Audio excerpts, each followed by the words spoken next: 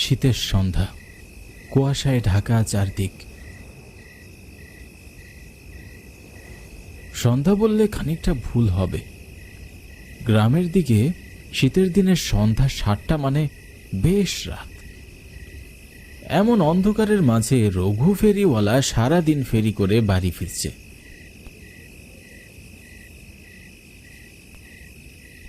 না, আজ বেশ দেরি হয়ে গেল। এমন গুটগুটে অন্ধকারের মাঝে পথ চলাটাও বেশ কষ্টসাধ্য। তার মাঝে আবার চোর ডাকাতের ভয়। সামনে পুজো বিদায় একটু বেচা কিনা হচ্ছে, নাহলে এত দেরি তো কখনোই করতাম না। মেয়েদের চুড়ি, গলার মালা, মাথার ফিতা ফেরি করে বিক্রি করাই রঘুর পেশা। বেচা কিনা যা হয় তাতে তার সংসার বেশ ভালোই চলে যায়। শরীরটা বেশ ক্লান্ত। সারাদিন না খাওয়ায় শরীর আর কতই বা চলবে। যদি একটা গাড়ি পেতাম তাহলে ভালোই হতো, কিন্তু এমন গ্রামের রাস্তায় গাড়ি পাওয়া তো দুঃসাধ্য ব্যাপার।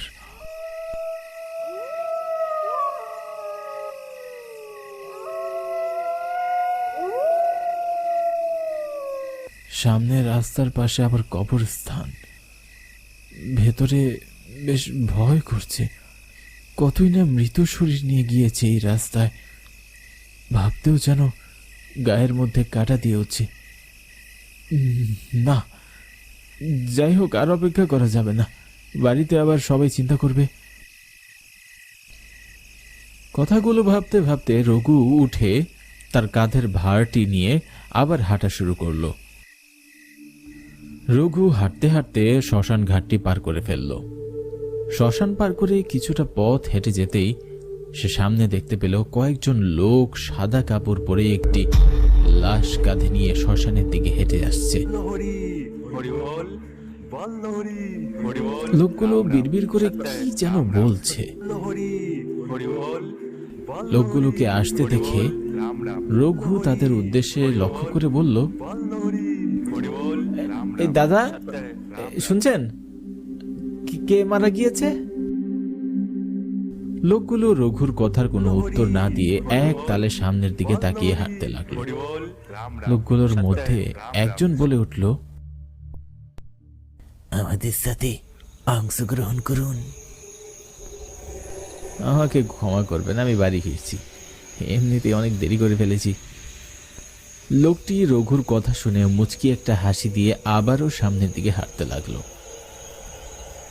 হাঁটতে হাঁটতে লোকগুলো যখন রঘুকে অতিক্রম করলো, তখন রঘু পিছনে ফিরে লাশটির দিকে তাকাতেই হঠাৎ লাশটি উঠে রঘুর দিকে তাকিয়ে হাসতে লাগলো। রঘু ভয়ে আঁতকে উঠল। ভয়ে ভয়ে রঘু পরের বার আবার লাশটির দিকে তাকাতেই সবকিছু একদম স্বাভাবিক। রঘু আর এক মুহূর্ত দেরি না করে তাড়াতাড়ি বাড়ির দিকে হাঁটতে লাগলো। রঘু বাড়ি ফিরে দেখল ঘরের দরজা খোলা। ঘরের মধ্যে উকি দিয়ে দেখল তার স্ত্রী তমা ঘুমোচ্ছে।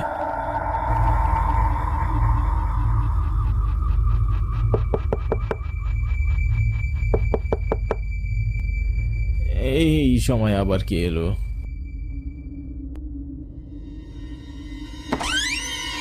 দরজা খুলে দেখলো বাহিরে সেই লোকগুলো কাঁধে লাশ নিয়ে দাঁড়িয়ে আছে, কিন্তু এবার লোকগুলোর চেহারা একদম ফ্যাকাশে আর ভয়ঙ্কর দেখাচ্ছিল। রঘু ভয়ে এমন শীতের মাঝেও ঘামতে শুরু করলো। এরপর রঘু ভয়ে ভয়ে তাদের জিজ্ঞাসা করলো, আপনারা কেন? রঘুর কথার উত্তরে সেই লোকটি আবারও বলে উঠল, আমাদের সাথে অংশগ্রহণ করো।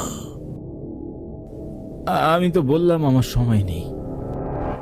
রঘু এ কথা বলতেই লোকগুলো একসঙ্গে হা হা করে হেসে উঠল।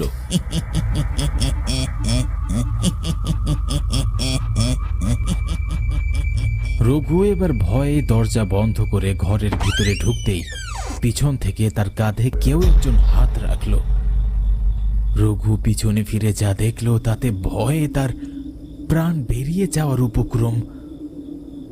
রঘু দেখল তমা এক ভয়ঙ্কর চেহারা নিয়ে তার দিকে তাকিয়ে আছে।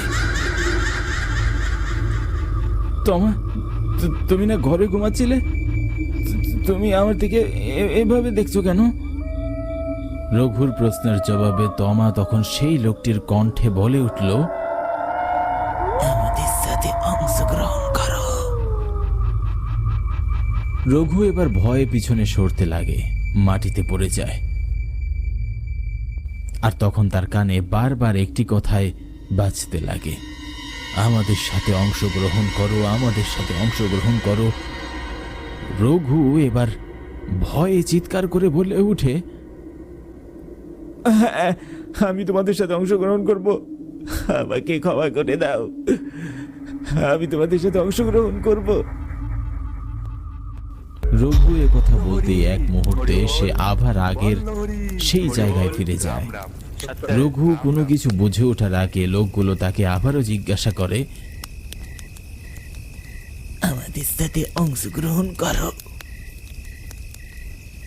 তার সাথে কি হচ্ছিল রঘু কিছুই বুঝতে পারছিল না, কিন্তু এবার আর রঘু দেরি না করে তাড়াহুড়ো করে বলে ফেলে, হ্যাঁ, আমি যাব তোমাদের সাথে। বলে রঘু তার ভার মাটিতে রেখে তাদের সাথে শ্মশানের রাস্তায় হাঁটতে থাকে। হাঁটতে হাঁটতে তারা শ্মশানের ভিতরে প্রবেশ করতেই হঠাৎ সবাই কোথায় যেন অদৃশ্য হয়ে যায়। রঘু চারদিকে তাদের অনেক খোঁজাখুঁজি করে, কিন্তু সে কাউকেই দেখতে পায় না।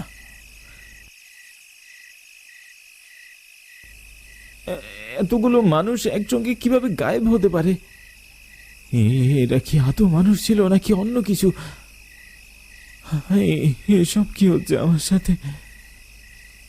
এটা ভেবে রঘুর যেন ভয় প্রাণ শুকিয়ে যাচ্ছিল। রঘু সেখান থেকে এক দৌড়ে বাড়িতে ফিরে আসে।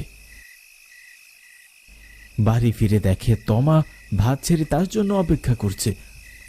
তমাকে দেখে রঘুর দেহে যেন প্রাণ ফিরে আসলো। কি গো, তোমার ফিরতে এত দেরি হলো যে? আর এরকম হাঁপাচ্ছ কেন? রঘু তমাকে তার সাথে ঘটে যাওয়া সব ঘটনা খুলে বলল। সবকিছু শুনে তমা বলল, হ্যাঁ, মনে হয় যেন তারা কোনো প্রেত আত্মা ছিল। তুমি যদি তাদের সাথে না যেতে, হয়তো তারা তোমার কোনো ক্ষতি করত। তবে ভূত প্রেত যেটাই হোক না কেন, রঘু এই ঘটনার পর থেকে আর কোনোদিন রাত করে বাড়ি ফিরে না।